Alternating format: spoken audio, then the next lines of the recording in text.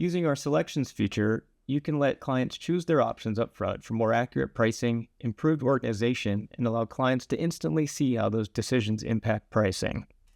Let's look at a bathroom remodel. For the shower tile, we may want to offer a few options that range in price. Here's an example of 3 options we already have set up. You can add them in like any other line item, and when you're ready to group them into a selection, you simply select line items and hit Make Selection. It's that easy. Let's add a 4th option to see how to set one up. I'll add a line item, fill out the details, add a photo, and save changes.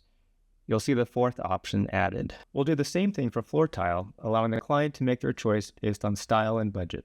For this example, the products were selected from our Home Depot integration to choose items in stock near us. Here, they're currently set up as 3 separate line items, but we want to convert these into selections. So we'll select the items, or you can select the group and hit Make Selection.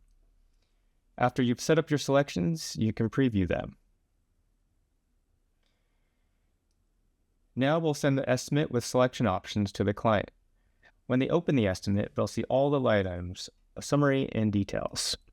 They can open up specific ones to learn more, and then in the Options and Finishes section, they can make their selection. I'll select the second one for the shower surround, and then the cedar for the floor option. After they've made their selection, you'll be able to see the scope update with the choices they've made.